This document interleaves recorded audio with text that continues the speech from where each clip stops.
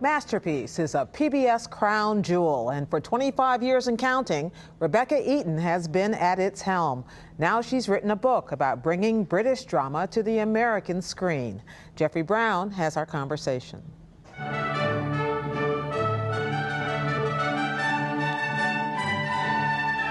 It's the longest-running weekly primetime drama series in the country, and one of the most honored, with 57 Emmys and 17 Peabodys to its credit. Upstairs, Downstairs put Masterpiece Theatre on the map in 1974. Other British dramas followed. Good evening. I'm Alistair Cook. Each program introduced by a host, with Alistair Cook holding the position for 22 years. Next. Refugee. Jewish, I think. What will become of him? What will become of anybody? The series helped launch the American careers of many now renowned British actors. She was murdered, Michael. She was found in a prostitute's bedsitter.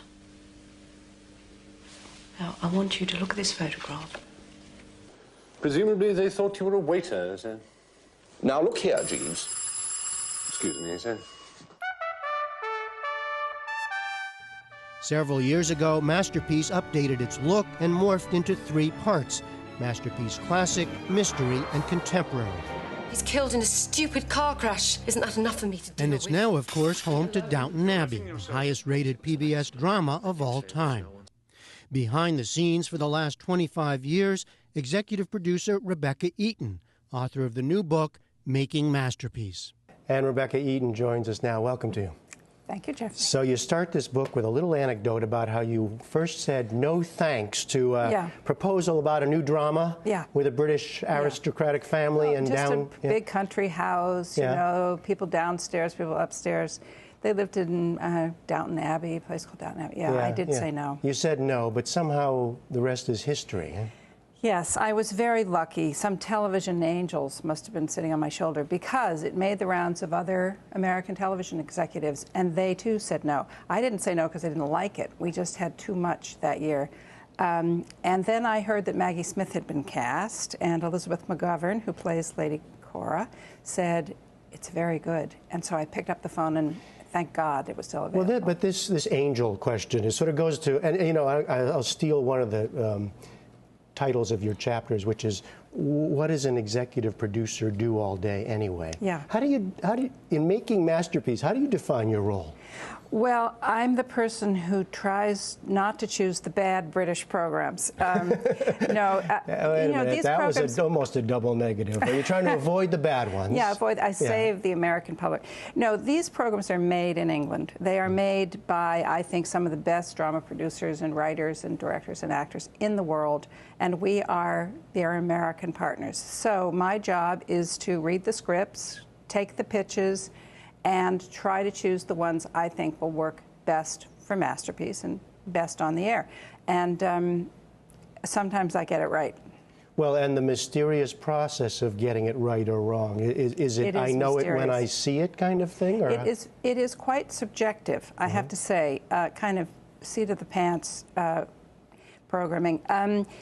A little bit of experience goes a long way, and I've been doing it now for 26 or 27 years, and we watch the ratings. We know what the audience likes. So there aren't focus groups. We have a very small shop, but we get to know the players and what works. I don't know if I should start with what works, or I almost want to hear like what doesn't. What doesn't work? Tell us I don't your want to worst talk mistake. about that. There have been a few. I'm a sucker for actors, for good actors.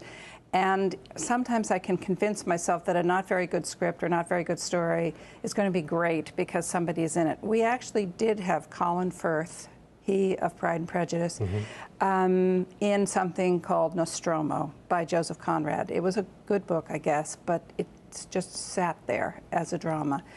So that's one of the ones I think not many people watched. You mentioned Colin Firth. It's kind of funny because you've said that people get confused. I was thinking of Pride and Prejudice, where his great vehicle, right, for an American audience. His vehicle. Jane Austen. Jane Austen wrote it for Colin Firth, her right? Vehicle, yeah, yes. that's right. But people come up to you and say, hey, that was incredible. Yeah. But that was not a masterpiece program. It was not. It was on another network, but I say thank you when they compliment me. But that goes to you sort of creating this or the Masterpiece, creating this genre for an American audience. Yes, I think it was born, Masterpiece was born in 1971. PBS was only a couple years old. And as I say in the book, you know, Forsyte Saga had just aired, the first Forsyte Saga. And suddenly there was an appetite for British drama, and there were shelves of already produced programs in England. And so the people at WGBH in Boston and at Mobil Oil realized that this was a huge opportunity. There was only Julia Child on public television then and some lectures. So they started buying the already produced programs, and the audience completely turned up. So now we have to just keep feeding. When it comes to a Downton Abbey, why is it such a hit? Man, if I knew that, I would certainly not tell you, for one thing. And Julian Fellows, who created Downton, is asked that all the time, and he doesn't know. I tell this story in the book that when he was a little boy, his mother used to turn the kitchen over to him every now and then. One time she turned the kitchen over and he made the most fantastic chocolate eclairs. And he gave them to her and she said, Julian, how did you do it? Can you do it again? And he never could do it again.